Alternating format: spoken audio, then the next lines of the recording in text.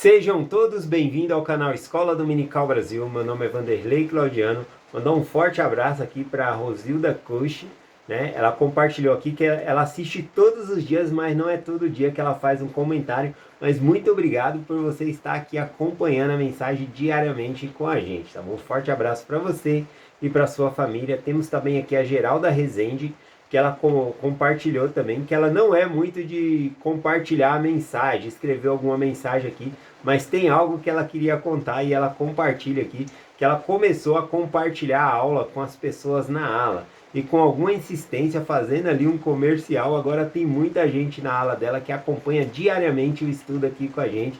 Então um forte abraço para você, Geralda Rezende, e a todos, né, que estão acompanhando a mensagem aí pela Geralda Rezende também pela sua indicação. E para finalizar aqui a mensagem de José AP Duarte, né, que é o Elder e a Sister Duarte que estão fazendo missão. Eles compartilham que lá onde eles estão fazendo missão, lá em São Francisco de Paula, tem alguns membros da igreja lá que eles encontraram que acompanham já a mensagem com a gente aqui diariamente. E também agora eles estão fazendo um trabalho nas pessoas que são menos ativas, que se afastaram da igreja, e também vão recomendar o canal para que possamos estudar junto e nos fortalecer junto. Muito obrigado, um forte abraço aí para você e para sua esposa. E ótima missão para vocês, tá bom? Parabéns por estar fazendo esse trabalho lindo para o Senhor. Vamos lá para a mensagem do Vem Segue-me aqui. Eu vou compartilhar aqui com vocês Isaías capítulo 46. Aqui Isaías ele está profetizando a saída do povo da Babilônia. Era para ser um momento muito feliz, né? Mas a gente vai ver que o Senhor acaba repreendendo algumas atitudes do povo que estavam saindo da Babilônia ali, tá bom? Então vamos começar aqui no versículo 1, que diz assim, o versículo 1 e o versículo 2, né? Diz assim, Jabel abatido está, já Nebo se encurvou.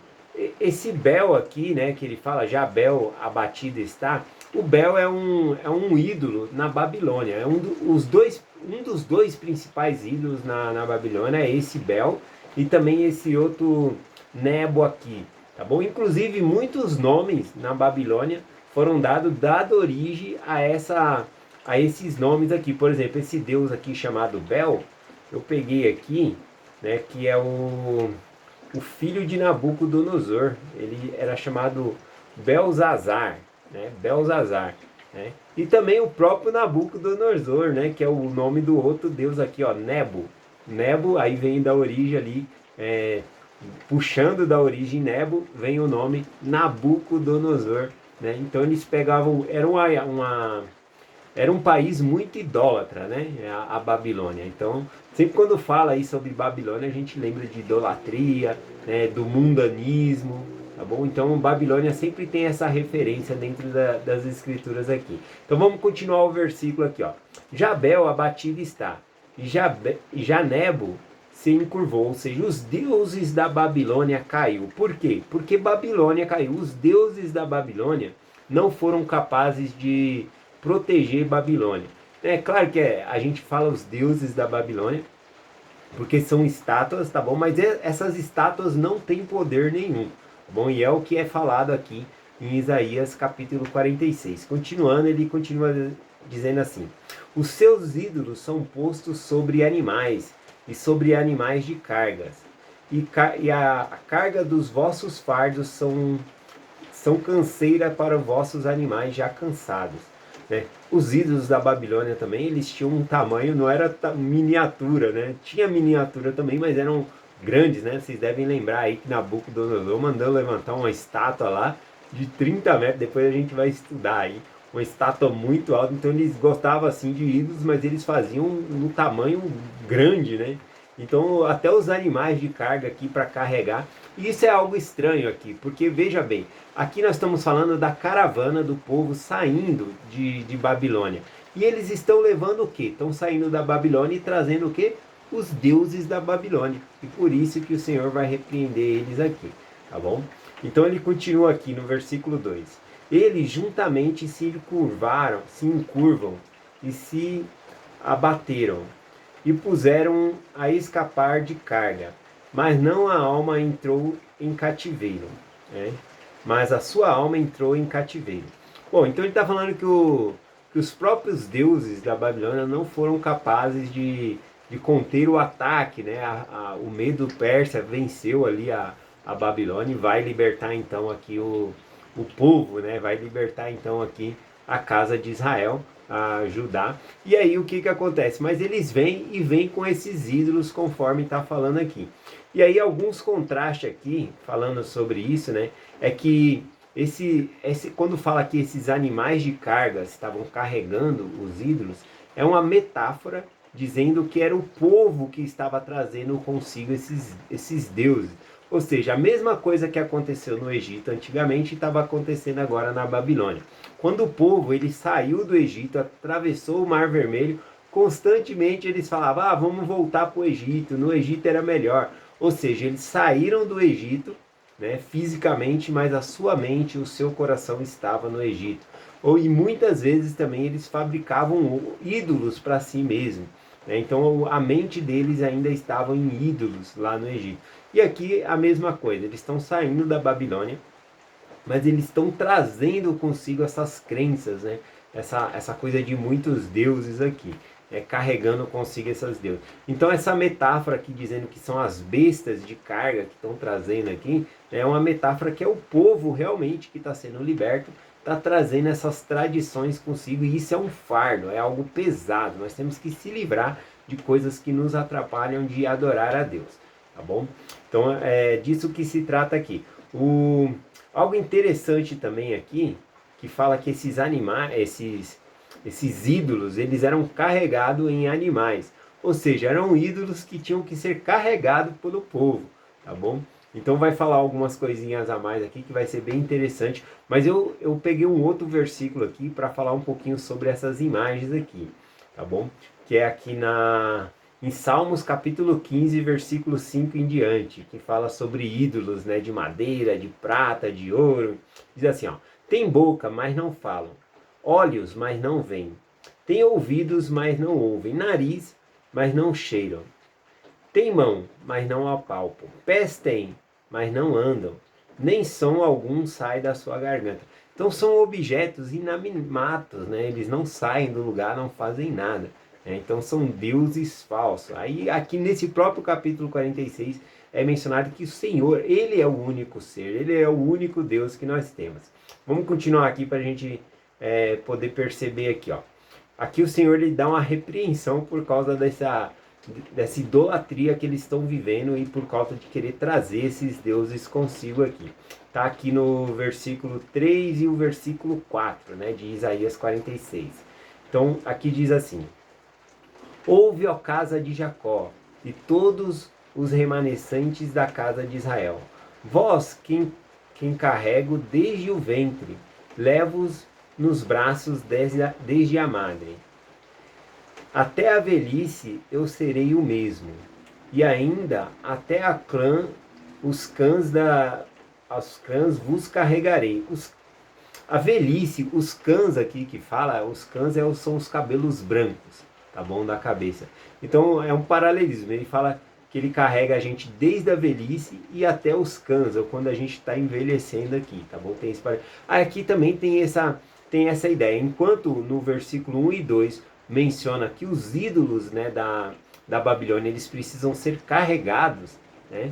Enquanto isso não, o Deus de Israel, o nosso Deus, ele nos carrega. Aqui fala que ele nos gerou desde o ventre, né? A gente pode imaginar uma mulher grávida que carrega o seu filho no ventre ali por um período de 9 meses para nascer aquela criança e depois cuida dessa criança. E aqui Israel falou que não só isso, não só carrega como a mãe carrega o seu filho ali, né, dentro da barriga, né, na gestação, ou seja, onde a mãe vai, o filho vai. Então o Senhor sempre nos carregou consigo. E aqui ele fala que até a velhice, até as cãs do cabelo, até sempre o Senhor está nos carregando. Em contraste para dizer o quê? Com os ídolos lá da Babilônia que precisavam ser carregados. Tá bom? Então ele faz esse contraste aqui no versículo 3 e o versículo 4. Lá no versículo 5, né, ele fala assim, que não existe um Deus semelhante a ele. E ele começa a dizer aqui, ó: a quem me farei semelhante? A quem me igualareis? A me comparareis para que sejamos semelhantes?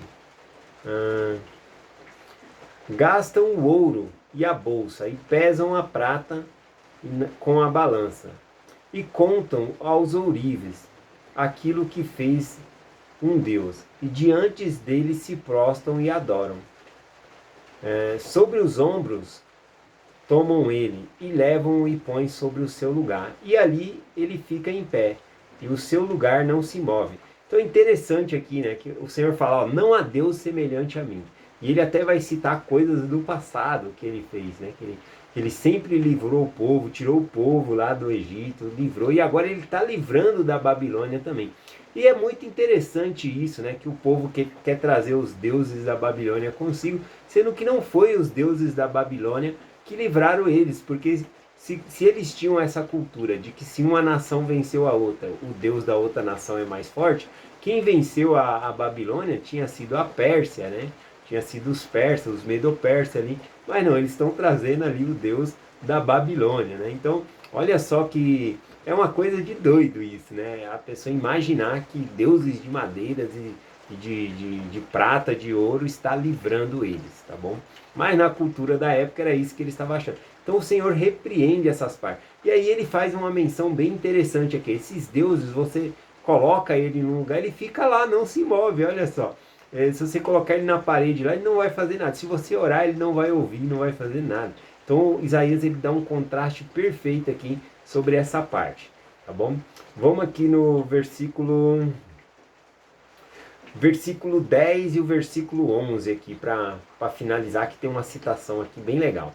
O versículo 10 diz assim, ó, quem anuncia o fim desde o princípio. Essa parte aqui eu gostei bastante no versículo 10, que anuncia o fim desde o princípio, porque tem uma citação de um apóstolo, tá bom? Que eu quero compartilhar com vocês.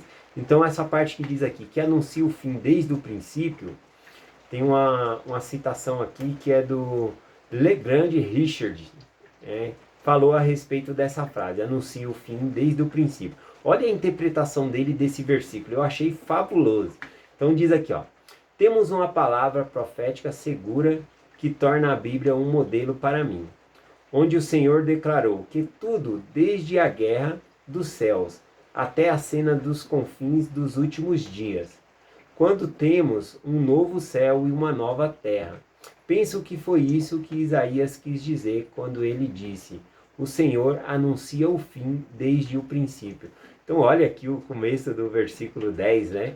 Dizendo que anuncia o fim desde o princípio. Aqui, esse apóstolo, ele considerou como todas as coisas, que o Senhor anuncia o fim desde o princípio. Ele falou da guerra no céu, da nossa vida pré-mortal, né? Depois ele fala também da última batalha, né? Ele fala do reino celestial, então fala de todas as coisas. Então ele, quando fala aqui que Deus ele fala do fim desde o princípio, é que ele deixou todas as coisas para nós sabermos aqui em Isaías, inclusive sobre um novo céu, uma nova terra. Eu gostei demais dessa citação aqui, tá bom? Estou deixando aí a citação no final do comentário no YouTube, só vocês pegar aí. Vamos continuar, o versículo 10 ainda continua dizendo assim, né? Que anuncia o fim desde o princípio, e desde a antiguidade as coisas que ainda não sucederam. Que digo, o meu conselho será firme, e farei toda a minha vontade. Então o Senhor fala que todas as coisas que ele falou vai acontecer, que ele sabe o fim desde o começo. É como se ele estivesse falando e já tivesse acontecido. Tá bom? Então é disso que ele está falando. E aí o versículo 11 ele fala então sobre essa libertação do povo aqui, né? Como que ele liberta o povo de Israel. Acho que amanhã eu vou falar um pouquinho mais sobre isso aqui. Tá bom? Acho que vou estudar o capítulo 45 de Isaías, que fala sobre essa parte aqui, ó. O versículo 11, né, do capítulo 46 diz assim, ó, que chama a ave de rapina desde o oriente e o homem do conselho desde a terra remota, porque assim disse e assim o farei vir. Eu o tomarei e também o farei. Olha só que interessante. Quando ele fala aqui, né, que o chama a ave de rapina desde o Oriente, ele está falando que ele vai chamar um libertador, que ele vai levantar um libertador para tirar o povo da Babilônia. Esse libertador, nós podemos até falar sobre ele amanhã, que é Ciro, tá bom? Então, por que ele falou ave de rapina, né? A ave de rapina, ela alça o voo ali, quando ela está no penhasco lá, ela pula, né? E aí ela vai assim, quando está chegando embaixo, ela abre as asas, assim, dá aquele rasante. E foi isso que aconteceu. Deus levantou um novo império, ali a Pérsia, o meio dos Pérsia, para vir derrotar a Babilônia e libertar o seu povo. A gente vai poder estudar sobre isso, mas eu achei muito lindo aqui. E ele fala, né, que essa pessoa que ele levantaria, que seria essa ave de rapina que viria de longe, né, de áreas remotas, ele vai fazer a vontade do Senhor, que era libertar o povo, porque a gente vai estudar também que Babilônia estava se achando, né? Estava se achando ali a última bolacha do biscoito ali, o rei da cocada, né? Mas o Senhor quebrou ali também o fato de Babilônia ficar se achando muito. Bom, hoje o que eu quero compartilhar com vocês é essa parte, né? Que não existe Deus como nosso Deus. Como a Escritura falou, a quem assemelhareis a Deus? Com o que vocês vão comparar? Não tem como. Né? O nosso Deus, ele é o maior de todos, ele é grandioso. E na verdade ele coloca aqui aquelas estatuetas, outras coisas como ídolo, porque é na mente das pessoas. Não existe outro Deus além do nosso Deus. É essa mensagem que eu compartilho com vocês hoje, em nome de Jesus Cristo. Amém. Até amanhã.